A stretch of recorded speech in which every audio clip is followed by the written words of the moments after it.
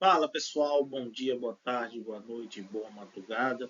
Estamos aqui iniciando mais uma aula e dessa vez o nosso assunto é climas do Brasil. Também uma aula muito importante, do conteúdo Bases Físicas do Brasil, tópico do nosso edital, e que costuma ser tema recorrente nas provas de concurso quando a gente trabalha a geografia do Brasil. Então chega de enrolação, vamos lá começar essa aula. Bem, então a gente começa logo com as características gerais do clima brasileiro. Ó. A gente vai lembrar, pessoal, que o nosso território está em áreas de baixa latitude. O que significa isso? Significa dizer que o nosso território ele está entre a linha do Equador e o Trópico de Capricórnio. Ou seja, o Brasil tem, pessoal, 92% do seu território na zona intertropical do planeta, que é a parte mais quente do nosso planeta, porque tem a maior incidência de raios solares. Então, este fato, por si só, explica os nossos tipos climáticos, que vão variar, pessoal, do equatorial e o tropical com as suas variações. Tá? Então, a gente vai ter a maior parte do nosso território com climas quentes. E somente 8% do nosso território está lá na zona temperada sul, que vai nos garantir um clima subtropical. Então, o nosso território ele está situado numa região de climas quentes. E mesmo na parte subtropical, na parte tropical sul, a gente vai apresentar clima subtropical. Então, isso vai fazer com que nós não tenhamos aqui climas com invernos muito rigorosos, por assim dizer. Tem lugares que vai fazer frio, mas comparado a outros países, não chega a ser tão frio assim. Tá? Como o nosso território também não tem montanhas, tá? Isso vai fazer com que o nosso território sofra influência de diversos fatores climáticos. No caso, a maritimidade, que é a questão da atuação do mar. Então, as áreas próximas ao nosso litoral vão sofrer influência da maritimidade. Da mesma forma também que a gente vai sofrer influência da continentalidade, e a continentalidade é o fato de você estar longe do mar ou próximo do continente, tá? E seu clima tende a ser mais seco e você tende a ter também maior amplitude térmica. Já perto do mar, o seu clima vai ser mais úmido e você tende a ter aí menor amplitude térmica, que é a variação de temperatura. A gente vai ter forte influência da altitude, como a gente viu, a localização na zona intertropical e temperada sul, e também a influência da dinâmica das massas de ar. Tá? Então, isso aqui é importante a gente pegar essas informações logo no começo da aula, porque vai ajudar a gente a entender os tipos climáticos do nosso território, certinho? E aí, quando a gente fala em massas de ar no Brasil, a gente vai lembrar que a gente tem 5 massas de ar. E é importante entender o comportamento delas. Dessas 5 massas de ar, 4 são quentes, a equatorial continental, equatorial atlântica, tropical continental e tropical atlântica. E a gente só vai ter uma massa de ar frio que atua sobre o nosso território, que é justamente a massa polar atlântica.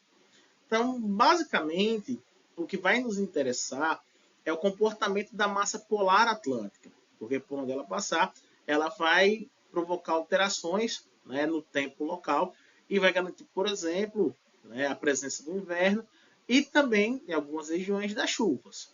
Tá? Então, a massa polar atlântica ela vai ser a menina dos nossos olhos, podemos assim dizer. Então, vamos lá. Primeira massa que a gente tem aqui, massa equatorial atlântica, que é conhecido como MCE, muita gente fala, é um MEC. Essa massa equatorial, tá? O que a gente vai lembrar? Ela é quente e úmida. E ela tem como predomínio a região norte do país. Então, lembrando que as massas de ar, elas têm características dos locais onde elas se formam. Tá? Então, ela vai ter características da região norte, porque é a região onde está a maior parte dela, mas ela vai pegar também parte do centro-oeste e parte do nordeste. A massa de ar equatorial continental, ela tem origem na floresta amazônica. Então, parte da floresta amazônica se estende para o centro-oeste e também para o nordeste. Então, a massa de ar equatorial continental também vai para lá, tá certo? Então, é importante lembrar disso. A segunda massa que a gente tem é a massa equatorial atlântica, ou a MEA. Vocês podem ver aí. Essa massa de ar, ela se forma na região do Oceano Atlântico, no Atlântico Norte, e, portanto, ela vai ser também quente e úmida, tá? Porque ela se forma na linha do Equador e no oceano, certo? Ela vai atuar na parte norte do Brasil, certo? E vai ter grande influência, como o próprio texto aqui já diz, nas chuvas da região nordeste, certo? Terceira massa que a gente tem é a MTC, ou massa tropical continental. Essa massa de ar, ela vai ser quente e seca, porque ela vai se formar ali próximo à região do Pantanal, ali na parte do Brasil Central, tá? Então, ela é grande responsável pelo clima ali, Mato Grosso do Sul. E também, pessoal, ela vai afetar parte do Sudeste, né? Especialmente aí no inverno, tá? Então, essas informações sobre as massas de ar que a gente está destacando enquanto faz a exploração, ela é bom a gente lembrar, certo?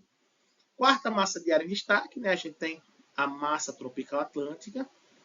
Ela vai ser uma massa de ar quente e úmida, tá? E ela vai ter forte influência lá na origem dela, na região sudeste e também na região sul, tá? Porém, essa massa de ar, pessoal, ela tende, né, a atingir, né, quando ela se expande ou quando ela é deslocada no inverno pelos ventos alísios, ela também atinge a região nordeste, contribuindo para as chuvas aqui da região, certo? E por último, aqui, nossa quinta massa de ar, né? Vou dizer para vocês, a massa polar atlântica, a MPA. Essa massa de ar, ela é a única massa de ar fria que a gente tem no nosso país. Porém, pessoal, ela é fria e úmida, tá? E o avanço dela, o crescimento dela no inverno, ela vai tanto determinar lá o clima da região sul, como também ela vai afetar a região sudeste e centro-oeste, e com um braço dela também vai chegar na região norte, produzindo o fenômeno que a gente chama de friagem. Então, essa massa de ar, basicamente, ela afeta quase todo o território nacional. Por isso que eu disse a vocês, das 5 massas, ela é a menina dos nossos olhos, por conta da influência que ela exerce no território nacional, tá? Então, ela está lá quietinha na região sul, mas quando ela se expande no inverno, ela atinge quase todo o território nacional, provocando aí mudanças na temperatura e no regime de chuvas, certo? Então, essa massa polar é bom a gente prestar muita atenção nela. Bom, e aqui, gente, nós temos nesse mapa a explicação da atuação das massas de ar. Então, no primeiro mapa aqui, a gente tem no verão, a gente tem a atuação das 4 massas de ar quente presentes no nosso território. Então, aqui, ó, massa equatorial continental. Percebam que a influência dela pelas setas aqui, ó, predomínio da região norte, parte do nordeste e parte do centro-oeste. A gente tem aqui a massa equatorial atlântica, né? Parte da influência dela na região norte do Brasil, estendendo aqui a região norte, mas principalmente o nordeste. A gente tem a massa tropical atlântica, influenciando aqui parte da região sudeste e sul, né?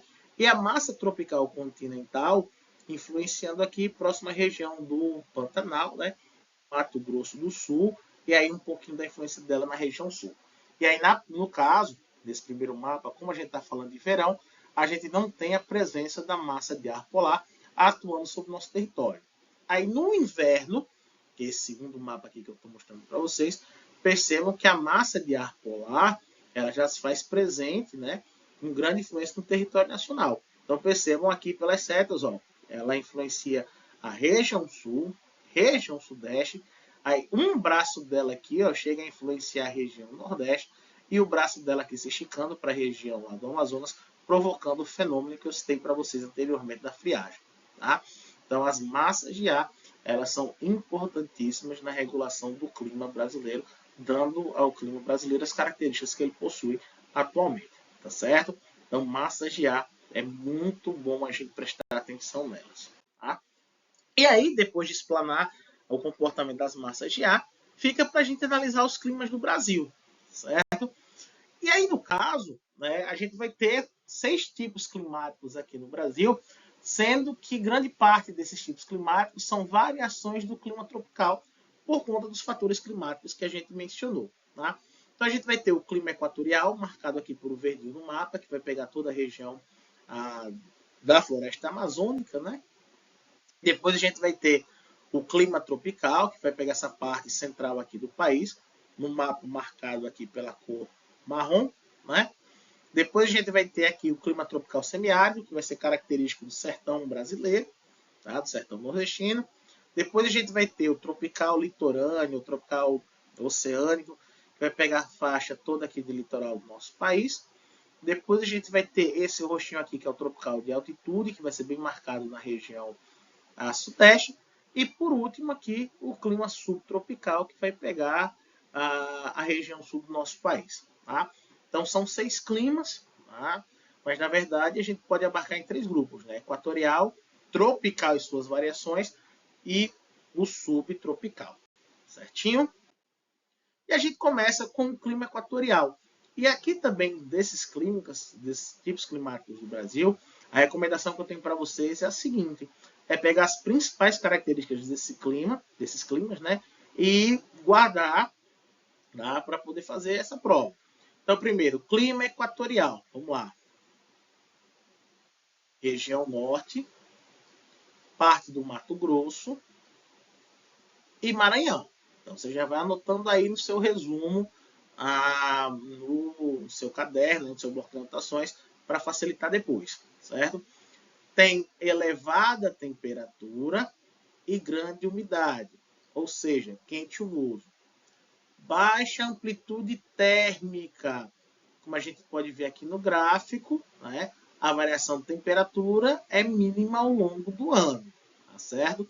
Então a temperatura vai ficar em torno dos 24 a 26 graus. E chove muito, tá? Mais de 2.000 milímetros por ano. E aí, tanto sofre esse clima influência da floresta amazônica, como ele também influencia o comportamento da floresta, tá? Então, foca nessas características. Bom, pessoal, dando continuidade, o clima tropical, que aqui no caso é o que a gente chama de clima tropical típico, tá? Ele vai aparecer, pessoal, basicamente nos estados da região centro-oeste do Brasil, em sua totalidade, né? E vai ter algumas manchas, né? Estados como Maranhão, Piauí, Ceará, Bahia e Minas Gerais, tá? Bem na porção central do nosso país. As temperaturas vão ser quentes, tá? Em média de 24 graus, e a amplitude térmica, né, vai variar entre 5 a 6 graus por ano. Chove bem na região, em torno de 1.500 milímetros por ano. Porém, como a gente está falando de clima tropical, existe uma característica do clima tropical que é muito cobrada nas provas. Tá? O que seria essa característica? É que o clima tropical típico, esse da região centro-oeste, ele tem 2 estações do ano bem definidas. Tá? Uma estação seca, que vai corresponder ao período de inverno. Então, o inverno é seco, que vai corresponder de maio a setembro. E um verão chuvoso, que vai corresponder aí entre outubro a abril. Então, essa característica do clima tropical é muito importante lembrar. 2 estações bem definidas, bem marcadas. Inverno seco e verão chuvoso. Certinho? E aí a gente chega no clima tropical litorâneo úmido, né? Que é o clima que vai pegar parte do litoral do nosso país, que aí vai ser caracterizado, né, por altas temperaturas e também alto teor de chuvas. Tá? As temperaturas médias vão girar em torno dos 25 graus e as chuvas vão ficar entre 1.250 a 2.000 milímetros. Tá? E grande parte das chuvas do clima tropical litorâneo vão ser de outono a inverno, certo? E aí o verão vai ser seco, onde a gente pega as altas temperaturas, né, para a gente ir para a praia, certo? Então, clima tropical litorâneo, quente e úmido, e muito úmido, né, bastante chuvoso, certinho? E a gente vai ter o semiárido, né? Ele vai ser típico da região nordeste e vai pegar aqui o interior, que a gente fala o sertão, e as chuvas vão ser bastante irregulares e escassas. Tá? Então, o sertão nordestino, a parte aqui do polígono da seca, vai ser bem marcado como semiárido. As temperaturas vão ser elevadas, a gente vai ter entre 26 a 28 graus de temperatura, tá? As chuvas são mal distribuídas ao longo do ano, chove muito do que a gente chama aqui de inverno, né? Em compensação, no resto do ano não chove mais. E as chuvas elas têm uma média de 750 milímetros mais. Tem locais que chove mais e locais que chove menos, por isso a gente fala em média, né? Como você pode aqui ver no gráfico, né, no começo do ano, seria o nosso inverno, as chuvas são maiores, né? Final do ano e começo do ano. Em compensação, no meio do ano, né, a gente já não tem tanta chuva assim, tá certo? Então, o clima semiárido, caracterizado aí como quente e seco. Depois disso, a gente vai ter o clima tropical de altitude. Esse clima ele vai ser marcado, né, principalmente nas regiões serranas e de planaltos, e principalmente na região sudeste. Tá? Então, por conta da altitude, as médias de temperaturas elas tendem a ser menores. Tá? Então, um clima mais agradável. E por conta da altitude também a gente tem um índice pluviométrico até um pouquinho maior. O destaque desse clima aqui, por conta da altitude, vai ser o inverno. O inverno vai fazer um friozinho razoável, a gente vai ter a presença das baixas temperaturas aqui, certo? E aí temperaturas baixíssimas, né? Porque durante o inverno, como a gente pode ver aqui no mapa, no climograma, perdão, correspondendo a junho, julho, além de muito frio, é seco, né? Porque essa região começa a sofrer influência da massa tropical continental. Então faz muito frio e não chove em São Paulo na época do inverno. Então é muito frio, com presença de neblina e tal, e quem mora lá sabe o quanto frio é essa época do ano, tá certo? E aí a gente tem o clima subtropical, ele fica localizado na região sul do Brasil, né? Paraná, Santa Catarina e Rio Grande do Sul. Tá? As médias de temperatura são as mais baixas do país, né? Em torno aqui de 18 graus. Tá? E as chuvas elas vão ser bem distribuídas ao longo do ano. E aí as chuvas vão marcar 1.250 milímetros. Tá? Percebam aqui pelo climograma que chove todos os meses, né? E aqui no inverno tem queda de temperatura. Na época do inverno, nesse tipo climático, tem a ocorrência de geadas. E nas regiões serranas, né, principalmente no Rio Grande do Sul e Santa Catarina, pode ocorrer a presença de neve, certo? Então são as áreas mais frias aí do nosso país. Porém, no clima subtropical, vale lembrar, nós temos as estações do ano bem definidas, né? O que torna o clima bem agradável, tá certo? Além disso, gente, também é preciso lembrar que os nossos climas eles sofrem influência de outros fenômenos. Tá?